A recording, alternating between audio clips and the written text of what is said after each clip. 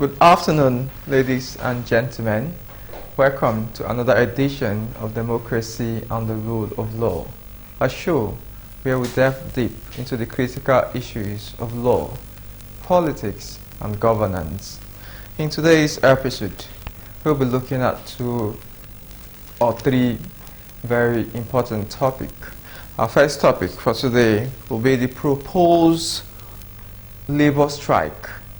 We can recall that NLC, during the course of the week, has given the federal government a 14 days ultimatum to meet the 16-point agreement that they signed sometime in October last year to mitigate the hardship on Nigerian workers caused by the removal of fuel subsidy and other government policies.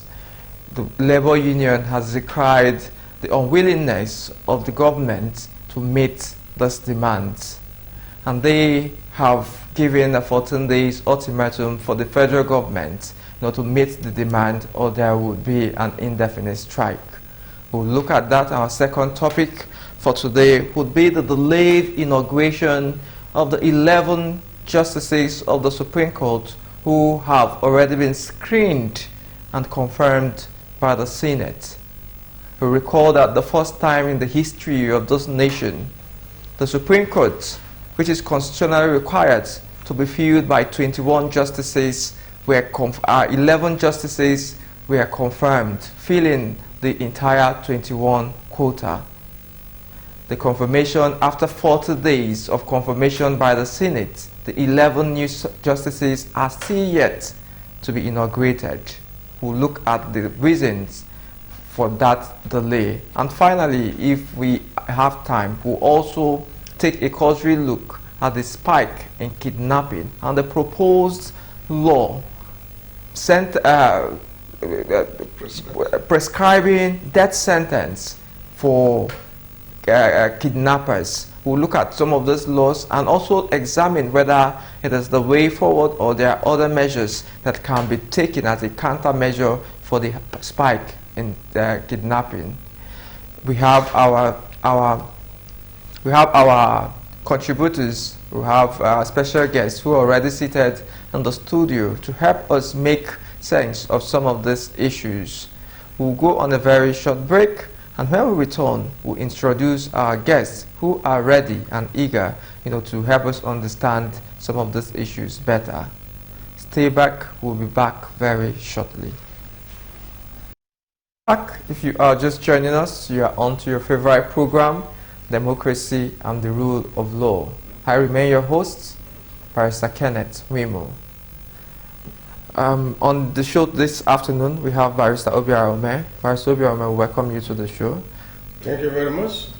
I'm happy to be here. All right, thank you very much. Our second guest for today's edition is Barrister Mike Umonan. Barrister Mike Umonan, we welcome you to the show this afternoon. Thank you, Kenneth, and good afternoon, viewers.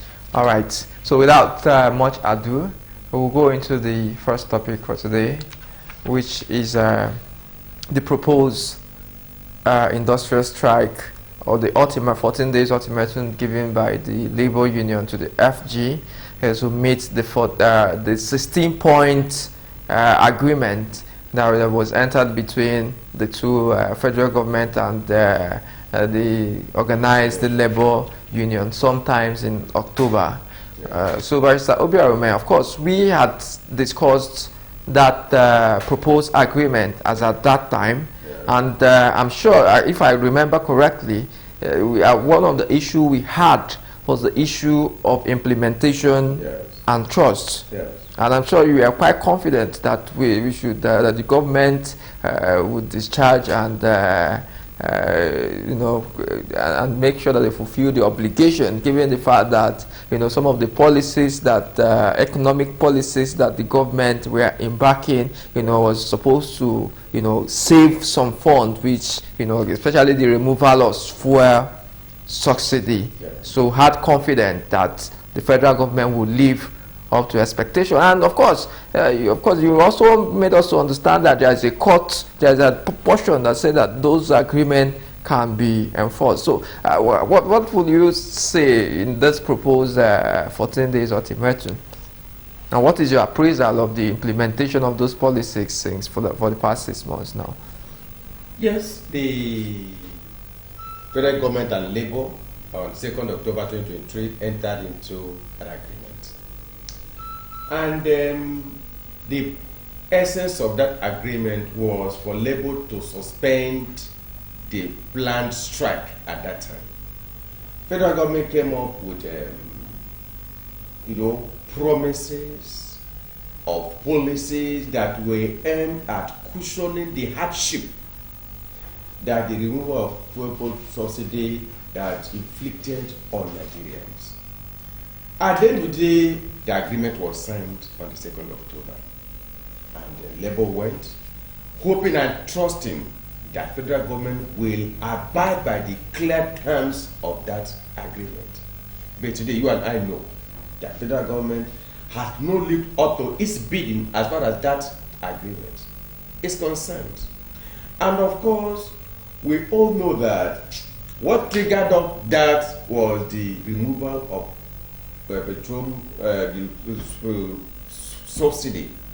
And then, between then and now, we are all witnesses to what is going on in the country.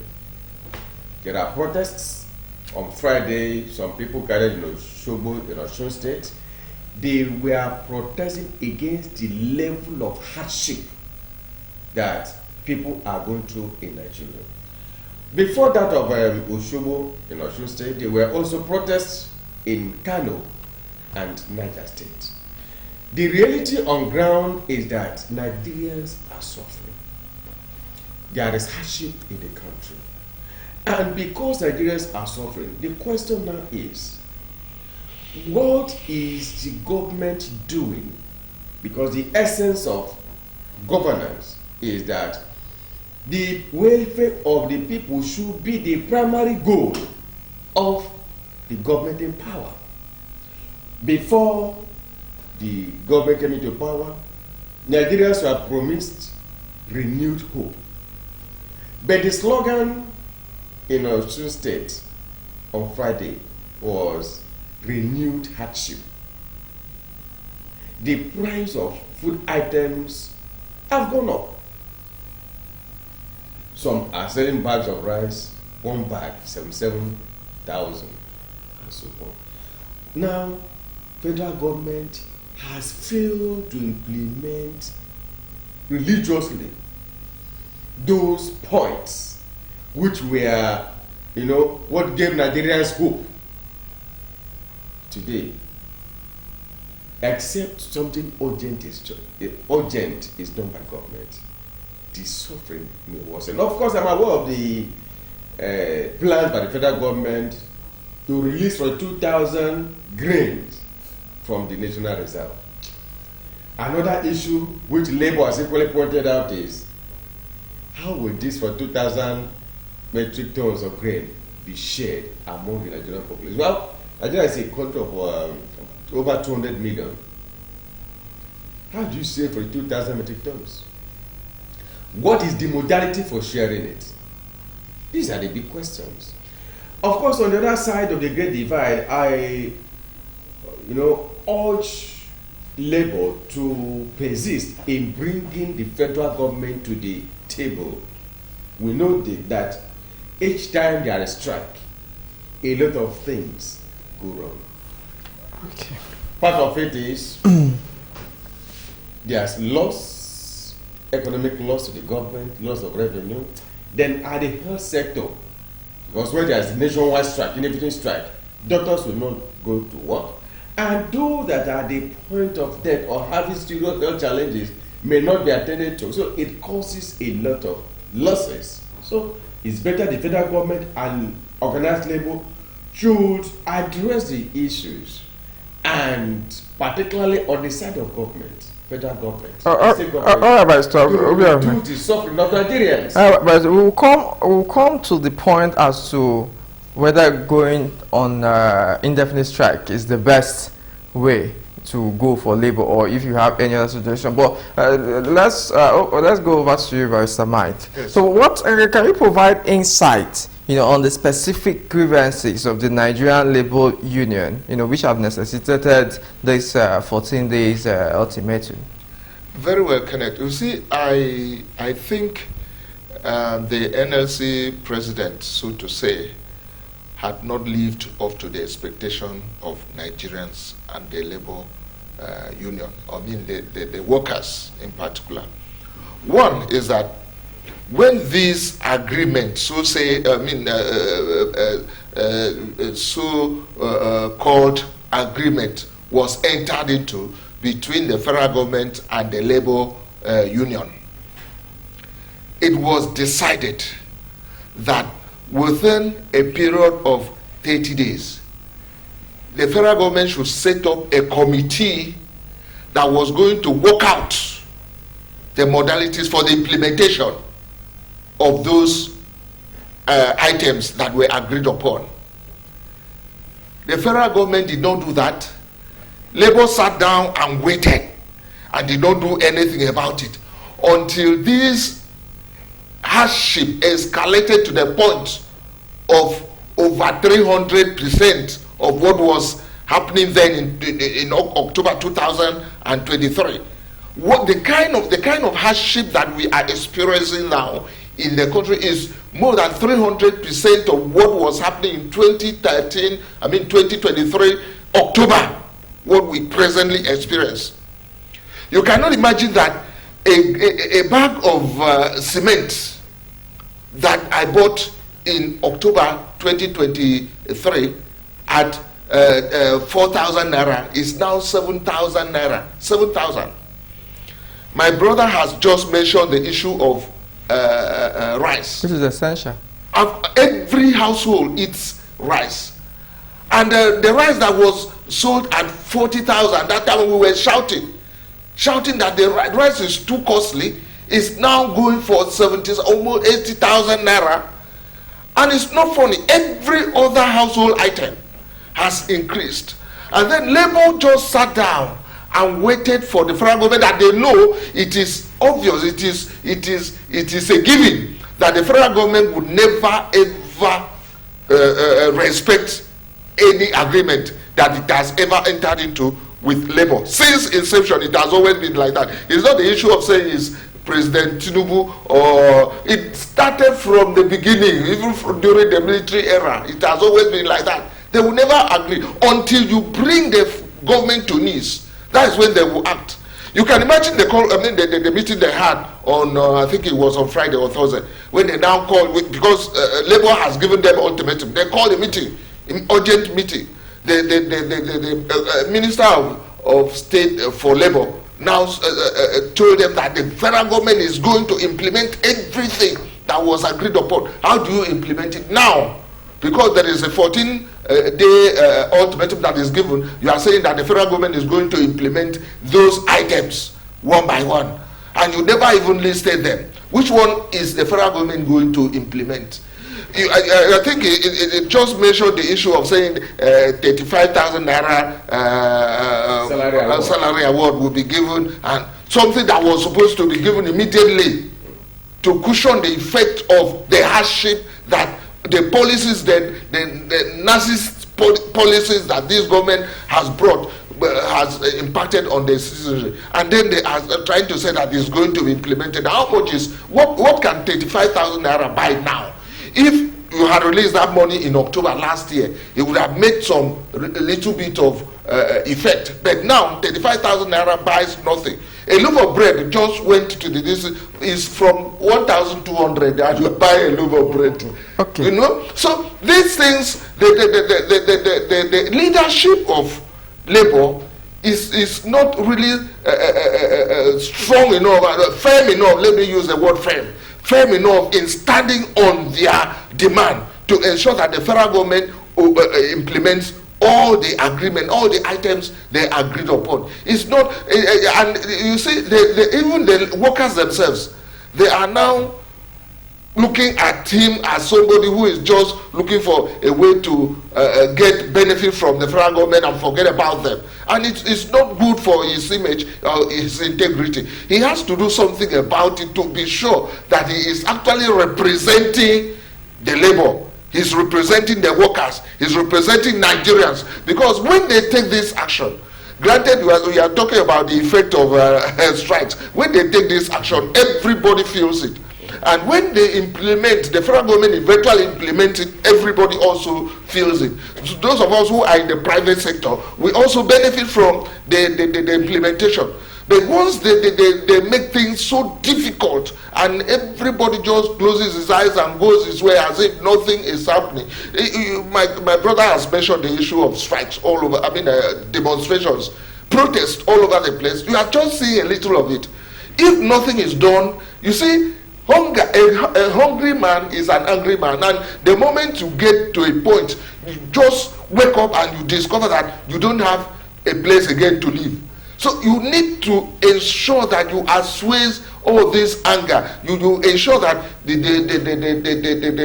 labor is given its own due, so that this country can move on, so that we can survive, so that the poor can breathe. If I want to use the word of the Senate president, so that the poor can breathe. So it's important for the federal government to implement these items one by one. Okay, Barrister Mike, so yeah, you are insinuating that the labor should have moved a lot quicker than they are doing now. Very well, that is exactly what I'm saying. And it should be fair. It shouldn't have immediately after the 1 month that they gave them to set up a committee, and they did not set up that committee, they should have immediately come out and said we are going on strike and whatever. I know that people had already lost the sort of faith in the said strike, but then that would have put the federal government on their toes. You see them calling a meeting now to say that we are going to implement. Okay, but thank you very much for that point. Well, how do you think that the federal government will respond, to this 14 days ultimatum, given the precedence of, the federal government action in this regard? We can predict that what the federal government will do is what the federal government has been doing over the years. And what has the federal government been doing? One, there's a threatening strike. It's a fire brigade approach. Okay, let's hold meeting, let's discuss. Don't worry, we are going to do everything, implement everything. And then, without promises, the plan strike is shelved, they go back and relax. Another happens again until there's another threatening strike. And that is not good for the government, the citizenry, or the economy. You look at it that my brother said, over the years, federal government will enter into agreement with labor. And most of those agreements are not implemented. But of course, if labor is really on the firm about these things, federal government will be forced to implement substantially the items in the agreement. I will remember when federal government and the academic and ASU told federal government, unless you pay us what we agreed, properly documented, we are not going back to classes. It was a prolonged strike by ASU, but at the end of the day, they achieved results. Yes. So this time around, the days of Momodu, Oshomole, and so on, when NLC was very strong, Yes. those days are gone. Those days are gone. Because those days, once a strike is planned, they go on strike. Carry tens and thousands of soldiers and police to stop it, they will take the police and the army and go on strike. Because if people get to a point that they say enough is enough, and that is the point Nigeria is, gradually getting to now. Because if from parts of the country people are already protesting hardship, that they can no longer bear it. So people are saying that we're not animals. Stop mistreating us. Others are saying that all these things are the offshoot of the ill-advised IMF and World Bank policies on removal of fuel subsidy, And devaluation of the naira. devaluation of the naira. And those things have negatively impacted on the lives of Nigerians. And of course, we know there's a minimum living standards acceptable globally. And if we use the Even in Nigeria. if we check the index on Nigeria, I can assure you that majority of Nigerians are living below the acceptable minimum living standard globally. So we need to do something, and Nigerians must be treated as human beings. And what that requires is that people should not be allowed to exit from this world because of hardship. We know that in the past 1 or 2 years, the number of people that have committed suicide because of hardship is alarming, and this must stop. Okay, thank you very much. That was a very explosive one. So, Barrister Mike, yes, I want to know, because you made some point about the declining effect of the labor union over the years. So, I want to know, how is the labor union, mobilizing workers, to involve themselves in this strike? Because there has been rumors out there that even the labor union itself are being used by the government, to douse the tension in the land by coming out to announce that we want to go on a 14 days ultimatum. Many people have already started protesting. People want to take the street themselves. There are about how many states? There was a protest in Kano, there was a protest in Plateau State, there were protests in Niger State. So people have already started protesting. So it was almost like, an afterthought from labor. And there has been this rumor that labor is even being used, to quell the tension in the land by coming out to say we want to organize a strike. And of course, they will tell you they are negotiating with them, and of course tell people that okay, we have reached an agreement and all of that. So that brings me to the question: how is labor? Because it's one thing to announce strike, the effectiveness of the strike is another thing. So how is labor organizing, their members and workers and Nigerians to involve in this strike? Should the federal government not listen to them? Very well, sir. One thing about this strike, if at all it comes to pass, is that Nigerians are fed up with the system, the way it is run. That is why it is possible for somebody to just say, we want to protest, and before you snap your finger, you have a battalion of people who follow you and join the street to protest against the hardship. Hardship. We are talking of hardship. And that is why it is possible, even if labor, as we have seen it, is not coordinated properly, so to say, to be able to carry out this strike.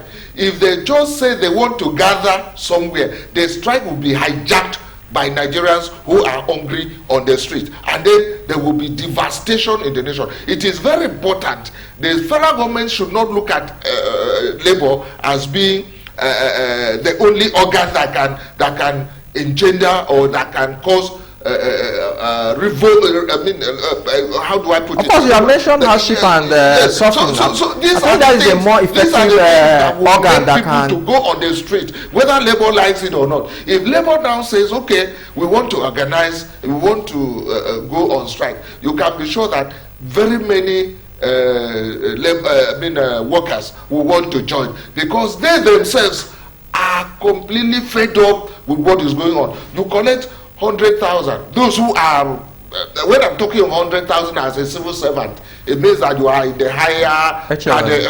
So those who collect 100,000 and you use almost 80,000 to buy a bag of rice, you have about 6-7 people in the house, a bag of rice.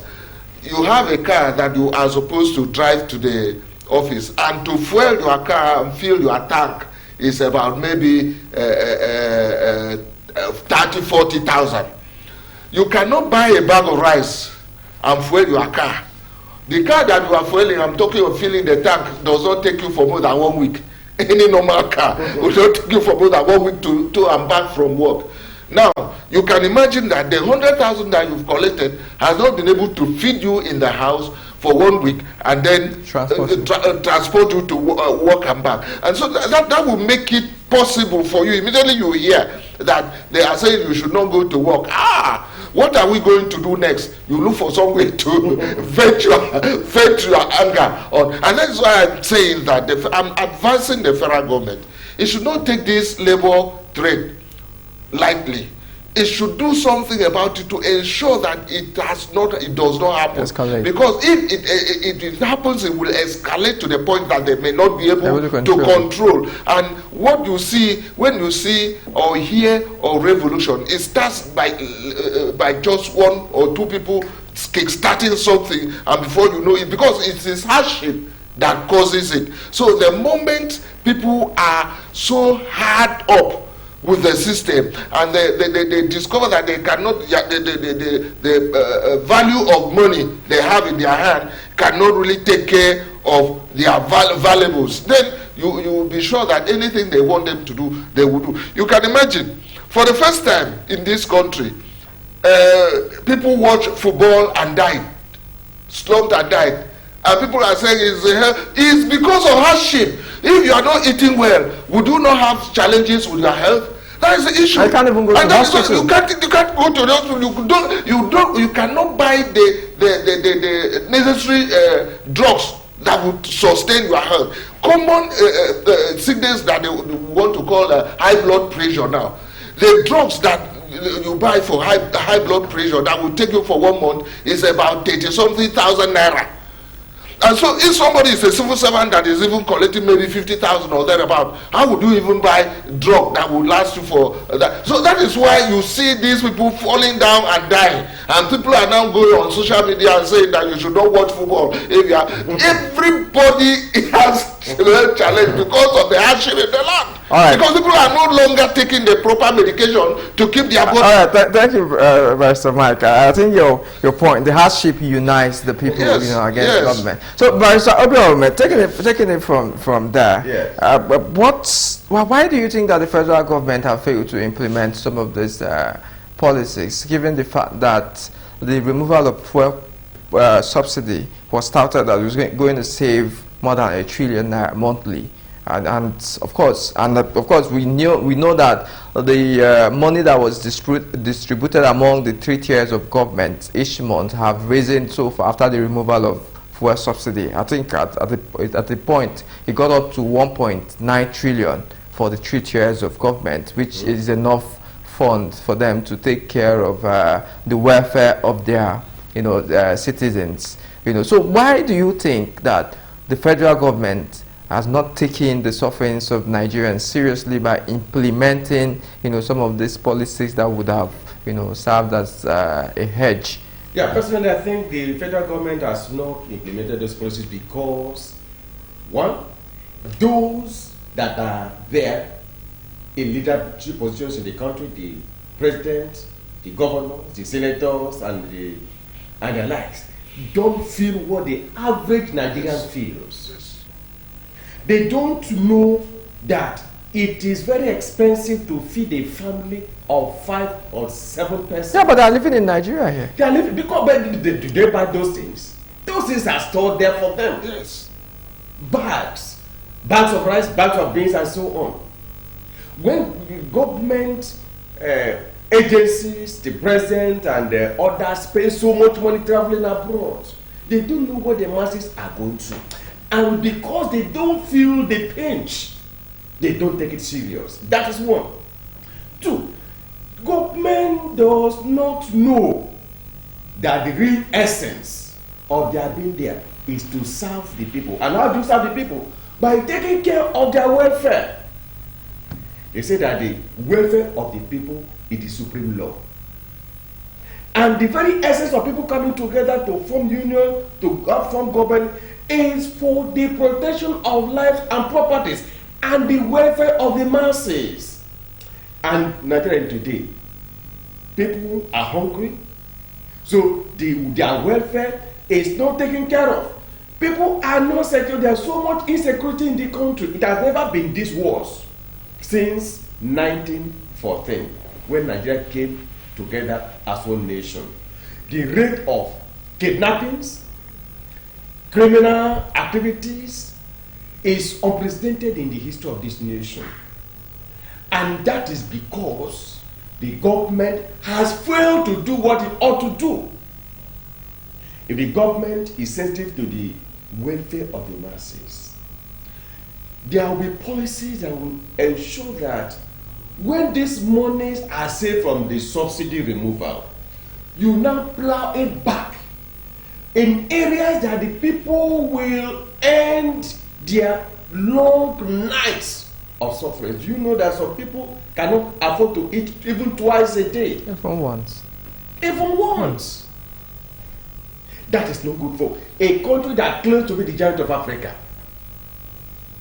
Now, the rate of kidnappings is so much that presently nobody is even secure. The people that protested in Oshogo in Osun State, some of them were saying that they are not even safe traveling from one part of the state to another state. For fear of being kidnapped. Monarchs are being kidnapped every day. Where are we going? It's all pointing to one thing. And what is that thing? Failure of government. That is the whole thing. That is the summary. Failure of government. And because government has failed, that is why it didn't take it serious to implement those policies. And I also know that in Africa and then in Nigeria, people go there not to serve the people, not to serve the masses. They go there, they have arrived, they will now start accumulating money that in the next 10, 15 generations, they will not even spend all. Preparing for another round of election and all those things. Okay. That is not the essence of it. Okay, so because of want of time, what will be your final word for the government concerning this issue of welfare and proposed strike? My word for the government is to wake up to its responsibility. When they were canvassing for a vote of Nigerians, they mandate. They said, we are giving you renewed hope. Hope that your sufferings will end. Hope that there will be better living standards. Hope that there will be security of lives and properties. Hope that people will look back and say, thank God, we are better off today. But it turned to be the other way around. Government must live up to its stand, its expectation. I saw on the social media the other day where one senator went with a vehicle, 160 million bulletproof car to his constituency, and he was stoned because he was riding such an expensive car when people could not afford to eat. This government, appears to be a listening government, but they must implement those things that will make Nigerians not to regret ever voting this government into power. All right, thank you, Pastor Obiome. Pastor Mike, on the last one, what will be your advice for the labor union? There is this popular slang this year, that trended everywhere. They say no grief for anybody. So would you be telling labor to not? Yeah, very well. I think it is important to advise labor that if the federal government does not implement all the items to the letter, they should not grieve anybody. They should never ever withdraw. They have to ensure that every item is implemented. And I want to also advise the federal government. It shouldn't take labor for granted. It's not only labor that is feeling the hardship. Every other Nigerian is feeling it. And so if labor just gives a signal, there will be tumult, there will be devastation, there will be destruction. And we don't pray for that kind of a thing for this nation. No government will sit down and watch things go to this level, from renewed hope to renewed hunger, renewed hardship. We don't want to see these other ones. We want to see renewed hope. All right. I believe that the federal government, is taking note of some of this points. Of course, we all witnessed the NSAS protest that rocked the nation, and nobody will want a repeat of such event again. So it will be in the best interest of all parties involved, to implement some of this agreement that have already been entered, so that we'll have peace and we'll have security, and the workers will have a smile on their faces. So we'll go on a very short break, and when we return, we'll take the second topic for today. Stay tuned, we'll be back.